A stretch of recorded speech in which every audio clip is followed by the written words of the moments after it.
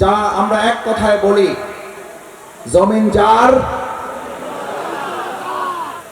জমিন যার, সৃষ্টি যার, আইন চলবে তার। সম্মানিত ঝিকরগাছা চৌগাছাবাসী, আপনার একটা বাড়ি আছে, বাড়ির মালিক আপনি। সেখানে সংসারে যদি আপনার কথা না চলে, বাইরের কোনো লোকের কথা চলে, সংসারে শান্তি না অশান্তি? আপনার একটা ব্যবসা আছে, মালিক আপনি, আপনার কথা চলে না, ওখানে অন্য কর্মচারী পার্টনার যে আছে তার কথা চলে, ব্যবসায় লাভ লস।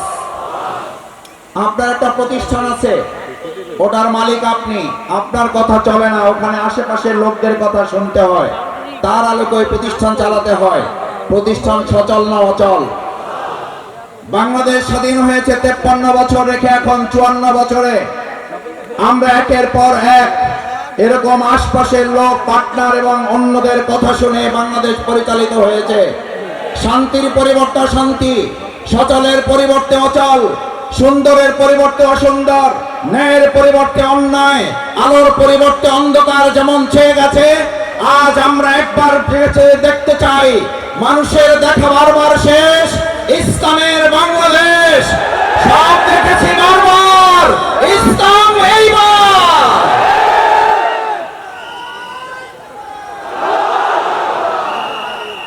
সম্মানিত ভাই এবং বন্ধুগণ, আমাদের মাঠে খেলা হয়, আপনি কাউকে এই কথা বলেন, আপনাকে অযোগ্য ঘোষণা করা হলে আপনাকে খেলতে দেওয়া ছাড়াই, এটা বিবেক সম্মত না বিবেক বর্জিত? খেলতে না দিয়ে কাউকে অযোগ্য ঘোষণা করা যাবে? আমরা যদি বাংলাদেশের সাধারণ একটা বিবেকের কাছে এই আবেদনটুকু তো করতেই পারি, আমাদের এই প্রিয় মাতৃভূমি বাংলাদেশ, 54 বছরে আমরা দলের পর দল, মতের পর মত, প্রতীকের পর প্রতীক দেখতে দেখতে আমরা ক্লান্ত, দেখতে দেখতে আমরা টায়ার্ড, আমরা পরিশ্রান্ত। আমরা 90% মুসলমানের দেশে, মৃত্যুর আগে একবার ইসলাম দ্বারা পরিচালিত বাংলাদেশটা দেখে যেতে পারছি না। এই আফসোস, এই অন্তর জ্বালা নিয়ে এবার আমাদের হৃদয়ের সবটুকু আবেগ ভালোবাসা উজাড় করে শুধু ঝিকরগাছা চৌগাছায় নয়, বাংলাদেশের 56,000 বর্গ মাইলে এবার আওয়াজ তুলতে হবে, জমিন চাই।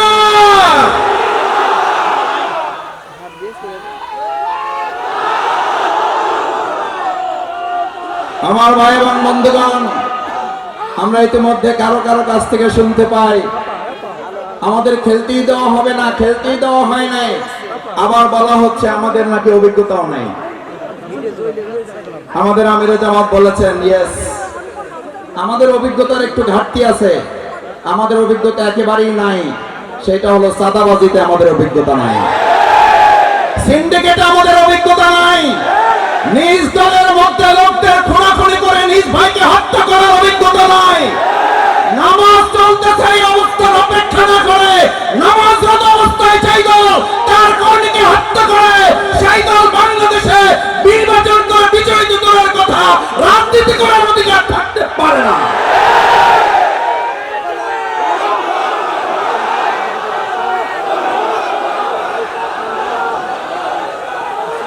নামাজ চলমান, নামাজ চলমান অবস্থায় তার দলের লোকেরা তার দলের লোকদেরকে হত্যা করে। আমি তাদের বিবেকের কাছে জানতে চাই, নামাজরত অবস্থায় আপনার দলের, আপনার কর্মী আপনার কাছে নিরাপদ নয়, আপনার কাছে বাংলাদেশের কোন আরেকজন মানুষ নিরাপদ হতে পারে না। আমাদের অভিজ্ঞতা নাই। প্রধান অতিথি, পদপ্রার্থী, সংসদ সদস্য প্রার্থী, বিশেষ অতিথি বক্তব্য রাখবেন, সেজন্য আমি কথা লম্বা করতে চাই না। আমাদের অভিজ্ঞতার ঘাটতি আছে, কিন্তু আলহামদুলিল্লাহ আল্লাহর মেহেরবানি, আমাদের 2 জন মন্ত্রী 3টা মন্ত্রণালয় চালিয়েছেন। আমরাও তো একটা টেস্ট করেছি মাত্র, রিহার্সাল দিয়েছি মাত্র। এই রিহার্সালে 2 জন মন্ত্রী 3টা মন্ত্রণালয় চালিয়ে ঘোষণা করেছিলেন 2 টাকার দুর্নীতি প্রমাণ করতে পারলে জামাত ইসলামের সাধারণ সহযোগী সদস্য পদ থেকে অব্যাহতি নেব। আমি তাদের কাছে জানতে চাই, আমাদের ওই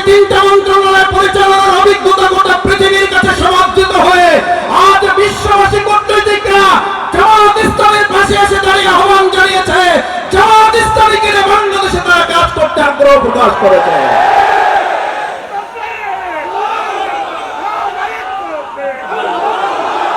আমার ভাই এবং বন্ধুগণ, আমাদের অভিজ্ঞতা নাই। ওনারা বলতেন ভবিষ্যতে রাষ্ট্র চালাইতে হইলে আগে মিনি পার্লামেন্ট চালাই আসতে হবে। মিনি পার্লামেন্ট চালান, তারপরে মানুষ বিবেচনা করবে আপনারা ফুল পার্লামেন্ট চালাইতে পারেন কিনা। মিনি পার্লামেন্ট ঢাকা বিশ্ববিদ্যালয় সংসদ, মিনি পার্লামেন্ট চট্টগ্রাম বিশ্ববিদ্যালয় ছাত্র সংসদ, মিনি পার্লামেন্ট রাজশাহী বিশ্ববিদ্যালয় ছাত্র সংসদ, মিনি পার্লামেন্ট জাহাঙ্গীরনগর বিশ্ববিদ্যালয় ছাত্র সংসদ। আজ তাদের কথা দিয়ে তাদেরকে জিজ্ঞেস করতে চাই, মিনি পার্লামেন্ট যখন হয় তখন আপনারা বলেছিলেন ওখানে তো আমাদের ছাড়া কাকে ভোট দেবে, দেওয়ার তো কেউ নাই। নাই যেখানে বলেছেন আলহামদুলিল্লাহ, আল্লাহ রাব্বুল আলামিন তার অশেষ মেহেরবানি দিয়ে ফুল পার্লামেন্ট 4টা বিশ্ববিদ্যালয় আমাদেরকে আল্লাহ দান করলেন। শুধু দানই করেন নাই, বাংলাদেশের মডেল বিশ্ববিদ্যালয় পরিচালনার ছাত্র সংসদ ছাত্র শিবির উপস্থাপন করে দেখিয়েছে বাংলাদেশ জামাত ইসলামী ভবিষ্যতে মডেল বাংলাদেশ উপহার দিতে পারবে।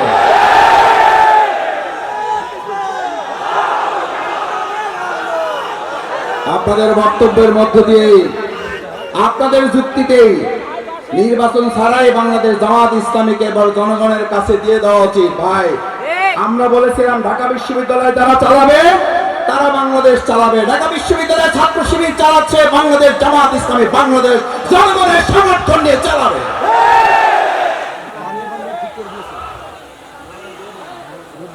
আমরা শুনলাম ওই জামাত ইসলামী হুজুর, ওনাদের টুপি আছে, দাড়ি আছে, ওনাদের জানাজায় ভালো মানায়, মিলাদ শরীফে ভালো মানায়, নবজাতকের কানে আজান দেওয়া ভালো মানায়।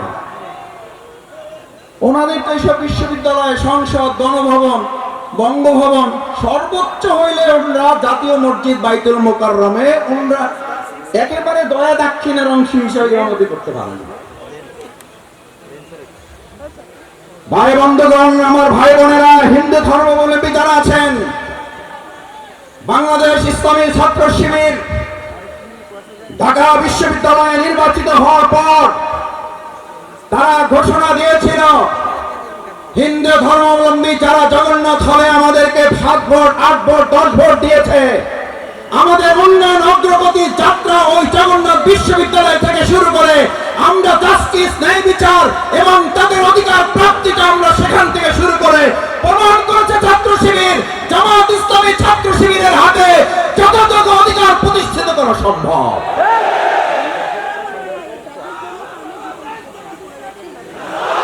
সম্মানিত ভাই এবং বন্ধুগণ, ঢাকা বিশ্ববিদ্যালয়ে ছাত্র সংসদ নির্বাচিত হওয়ার পর বলা হলো ওই আমরা জানাজা, আমরা মিলাদ শরীফ, আমরা নবজাতকের কানে আজান দেওয়া পর্যন্ত আমাদের দায়িত্ব শেষ। ওনারা নির্বাচিত হয়েছে, চালাইতে পারবে না। ছাত্র ভালো, পাশ করতে পারবে না, পাশ করলেও চাকরি পাবে না, চাকরি পাইলেও বেতন পাবে না, বেতন পাইলেও বরকত হবে না, বরকত হইলেও সংসার চলবে না।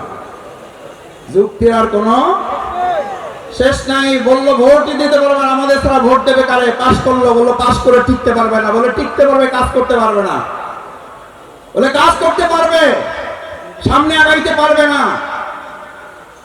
আমাদের মিনি পার্লামেন্টে আমরা দেখিয়েছি সিন্ডিকেট, মাদক, গণরুম, ভাইয়ের রাজনীতি এবং সেখানে মেধার পরিবর্তে সন্ত্রাসের ঝঞ্ঝানির পরিবর্তে আজ ঢাকা বিশ্ববিদ্যালয় একটা টু শব্দ পর্যন্ত সেখানে সংগঠিত না হওয়া, রাজশাহী বিশ্ববিদ্যালয় একটা বিজয় মিছিলে কোনো ঝামেলা না হওয়া, আমাদের চট্টগ্রাম বিশ্ববিদ্যালয় বিজয় মিছিলের পরিবর্তে কান্নার রোল পড়ে যাওয়া প্রমাণ করে আগামী দিনের বাংলাদেশ জামাত ইসলামী এদেশের 20 কোটি মানুষকে সাথে নিয়ে একটা ঐক্যের ভিত্তিতে বাংলাদেশ পরিচালনা করবে।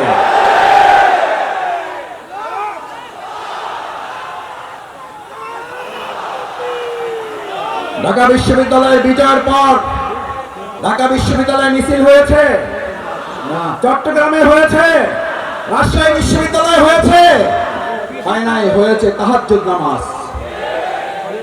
হয়েছে হাত তুলে আল্লাহর কাছে চোখের পানি দিয়ে মসজিদের স্টেটমেন্ট গুলো ভিজিয়ে দিয়ে আল্লাহর কাছে আমরা বলেছিলাম, আল্লাহ যে বিজয় আপনি দিয়েছেন এই বিজয়ের মর্যাদা রক্ষা করার জন্য আমাদের যে দায়িত্বগুলো রয়েছে সেই দায়িত্ব যেন পালন করতে পারি। এটাই হচ্ছে একজন ইমানদারের আল্লাহর প্রতি আস্থা এবং ভরসার প্রতি। বাংলাদেশ জামাত ইসলামী ইসলামী ছাত্র শিবির অহংকার মুক্ত থেকে আজ এই লক্ষ জনতাকে সামনে রেখে ডাক্তার মুস্তাউদ্দিন ফরিদ আপনাদের প্রাণপ্রিয় মানুষ, নিরহংকার মুক্ত একজন মানুষ। আমি তাকে আজ নয়, আমি ছাত্র সংগঠনে থাকা অবস্থায় তিনি দেশের বাইরে, তখনকার সময় থেকে আমি তার দোয়া এবং স্নেহ পাওয়া শুরু করেছি। আমি তখন থেকে তাকে জানি। আজকে একটা কথা বলি ওনার সম্পর্কে, আল্লাহ মাফ করুন যেন বাড়াবাড়ি না হয়। যদি আপনারা ওনাকে এখানে এখনো কোনো সন্দেহ তালিকায় রাখেন, প্রয়োজন আমি বাউফলবাসীর সাথে আলাপ করবো, আমি বাউফলে নিয়ে যাব, আমি বাউফলে নিয়ে ওনাকে এমপি বানায় আপনাদের কাছে দেব। কিন্তু আজকে কথা দিতে হবে, এরকম নিরহংকার মুক্ত, স্বাস্থ্য সচেতন, জনগণের কল্যাণে নিবেদিত আমাদের ডাক্তার মুস্তাউদ্দিন ফরিদ ভাইকে আমরা কি শুধু চৌগাছায় রাখবো, নাকি গোটা বাংলাদেশে তাকে আগামী দিনে সেবা পরিচালনার গুরুত্বপূর্ণ দায়িত্বের জন্য তাকে এখান থেকে প্রস্তুত করে পাঠাবো? দেখে আমরা পারবো ইনশাআল্লাহ। সবাই রাজি আছি ইনশাআল্লাহ?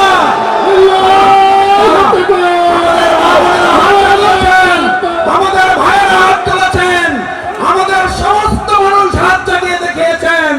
আমরা ডাক্তার মুস্তাউদ্দিন ফরিদ ভাইকে আগামীর সংসদে প্রেরণ করবো ইনশাআল্লাহ। এবার দুটো কথা বলে শেষের দিকে যাই। সম্মানিত ভাই এবং বন্ধুগণ, ডাক্তার মুস্তাউদ্দিন ফরিদ ভাই আমাদের এই চৌগাছা ঝিকরগাছায় আপনাদেরকে নিতে এসেছেন না আপনাদেরকে দিতে এসেছেন? দেওয়ার মতো যোগ্যতা আল্লাহ তাআলা ওনাকে দিয়েছেন না দেন নাই?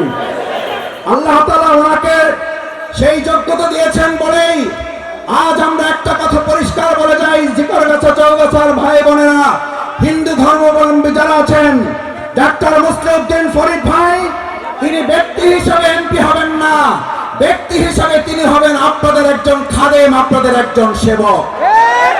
আজ যারা 5 মাস আপনাদের পিছনে ঘুরছে, আপনাদের দ্বারে দ্বারে গিয়ে অনুনয় বিনয় করছে, অন্যায়ভাবে টাকা বিছাচ্ছে, অন্যায়ভাবে ক্ষমতা প্রয়োগ করছে, এই 5 মাস আপনাদের কাছে ঘুরে আগামী 5 বছর আপনাদেরকে তাদের পিছনে ঘোরাতে বাধ্য করবে।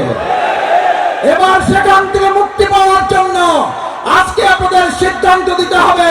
দেশ স্বাধীনের 54 বছরে এমপি বানিয়েছি বারবার, খাদেম সেবক বানাবো এইবার। এবার এমপি চাই না খাদেম চাই, এমপি চাই না সেবক চাই। দ্বিতীয় কথা, এবার আমরা ব্যক্তি ডাক্তার মুস্তাউদ্দিন ফরিদ ভাইকে সংসদে পাঠাবো না, উনি ব্যক্তি যাবেন, আমরা এবার সংসদে পাঠাবো আল ইসলাম, ইসলাম এবং ইসলাম।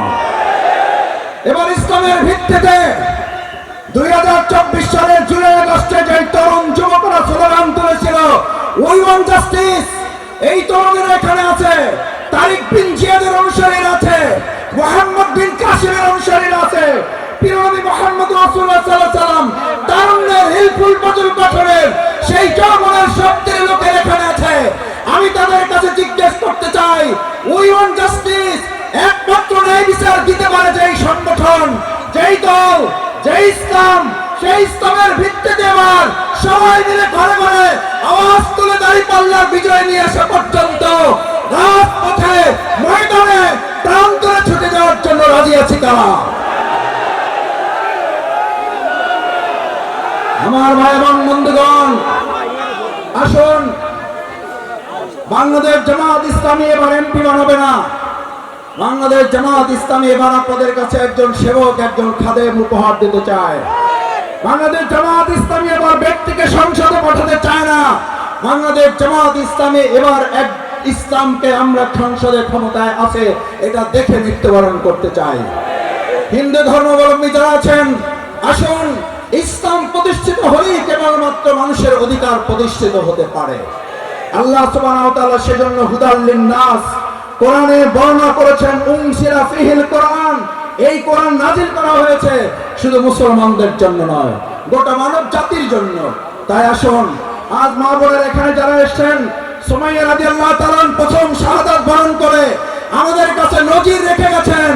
আমাদের ভাইদের পাশাপাশি রাসূল সাল্লাল্লাহু আলাইহি ওয়াসাল্লামের সেই তলোয়ারের যুদ্ধে, সেই তীর ধনুকের যুদ্ধে তারা যেমন পানি নিয়ে পাশে দাঁড়াতো, চিকিৎসা সামগ্রী নিয়ে পাশে দাঁড়াতো, আজ আমাদের মা বোনেরা এখানে পাশে এসে দাঁড়িয়েছেন। এই বিজয় আল্লাহ ছাড়া কেউ ঠেকাতে পারবেন না।